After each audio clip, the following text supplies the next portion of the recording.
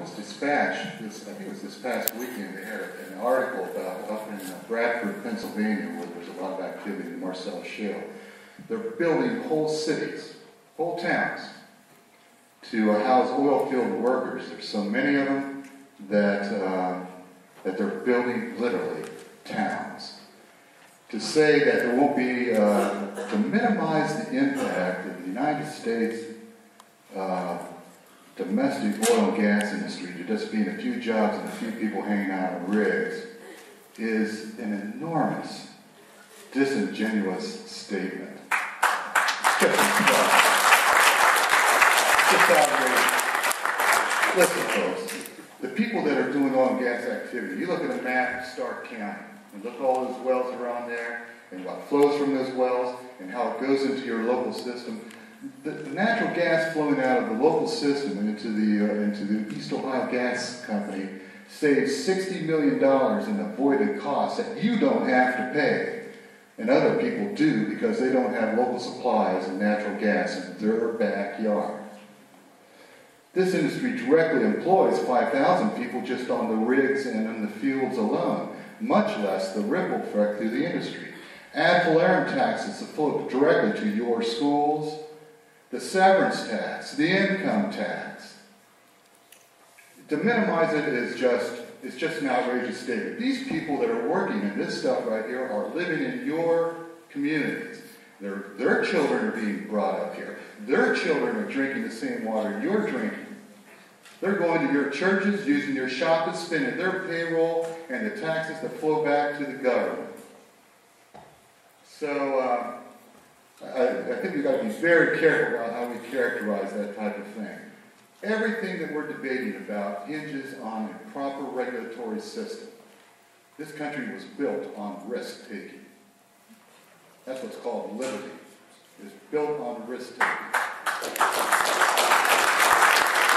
And the true question is here in the United States today, do we want to properly manage risk, or do we want to eliminate risk? Do you want to live a life that's totally risk-free?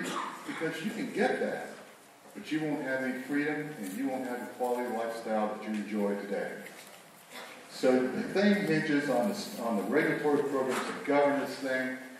As I explained at the beginning of this program, your state regulatory program has been reviewed by experts, including the person that founded the Oil and Gas Accountability Project, including the in-house counsel for Oil and Gas Accountability Project, including Sierra Club, including Trout Unlimited. And they have reviewed the regulatory program that this industry supports with their severance tax dollars and found it to be one of the best in the nation. Now, those are experts, including experts out of the environmental program. There's always going to be a risk. There is no economic activity that will not generate some kind of risk. There's always going to be an incident. There's going to be a Bainbridge. And the reaction to Bainbridge was severe. And they built a water system in to feed those houses that were damaged. And my criticism of that person was so strong that they left my membership. But it was the right thing to do, and what followed after that was major upgrades in walls. So the process works, but you've got to look around it. You got to look around this building and drive within miles of this building. You'll see it everywhere around you. Now, I live in Fairfield County, and the very first Clinton well ever drilled in this state is in the township next to me. I am surrounded by oil and gas wells. My children, all three, grew up following around me in a truck, going to rigs and visiting wells. And all three of them are healthy as horses. And they're generating grandchildren. So, think very hard about what we're doing here, and don't limit your possibilities. Don't limit your ability to generate jobs and economic activity. The state of Ohio needs that. This is local production serving local needs. Thank you. Sure, I think you said it very well. I think we would like to see we'd like to see our energy come domestically. I think we also would support that, and we want to see jobs here in Ohio and across the country. We do need to make sure, as Nadia said, that we look at the long-term picture and we assess all the costs It's important, as we said, to look at the entire drilling process. If you're considering leasing, or if you're considering if you have the industry coming into your community, as is the case here in Plain Township, make sure you know where that, exactly how and where the wastewater is going to be disposed of. And if it's going to be taken to a deep well for injection, make sure that you look at the records for that well, make sure that the well hasn't leaked or hasn't had any problems. If you're thinking about leasing, make sure that you consult with an attorney, especially an attorney who's knowledgeable about this type of drilling. If the attorney is not familiar with this relatively new horizontal high-volume hydraulic fracturing, you should get a different attorney. And understand that if something does go wrong, it's going to cost a lot of money. Even just to pursue that in court. I met a gentleman in southwestern Pennsylvania near Pittsburgh, George Zimmerman. He said that he founded the business behind the stickers you see on trucks that say 1-800 How's My Driving. He lives on a very nice piece of land. It's about 100 acres in southwestern Pennsylvania. There was drilling on his property, and he and his family can't drink their water. They're filing a lawsuit against the company that drilled on their property.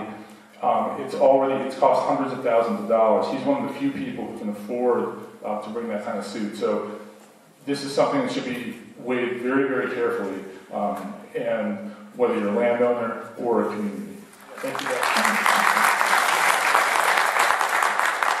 I think it's important that we recognize that we certainly want to be environmentalists as oil and gas companies. You almost have to be in this environment today. What we're arguing about is what are reasonable risks. That's really what we're arguing about. Is it reasonable to get on an airplane tomorrow when we know somewhere in the world a plane's going to go down probably in the next month? I think that's a reasonable risk. And so what we're saying here is, do we really have radioactivity and these effluents coming out of these wells? The answer is, that's the first I've heard of it. You recycle this fluid, and most of these companies now are recycling 100% of their fluids back into the next frac job. 2/3 of the water stays in, 1/3 comes out. You put 2/3 more fresh water and it goes back down the next well. That's about as good as it gets. The rest of it's hauled off to disposal well, Class 2 disposal wells, which are approved. And so, I think it's important that we take a reasonable risk in this world. And just to kind of give you a little recap on the state of Pennsylvania, just what the Marcellus has done in the state of Pennsylvania. This is a Penn State report, but it's created in 2009 alone 44,000 new jobs, $390 million in state and local income taxes, and over $1 billion in federal income tax. Over the next decade, the Marcellus is projected to generate 300,000 jobs, $6 billion in tax revenues, and $25 billion in value added to the economy by 2020. Now, I got to tell you, those people aren't commuting back and forth to Texas. They're living in Pennsylvania. And so it's a great thing for the United States, what this gas thing has found. Do we want to do it right? The answer is absolutely yes. We intend to do it right. These oil and gas companies are public companies, and it's critical that they do it correctly.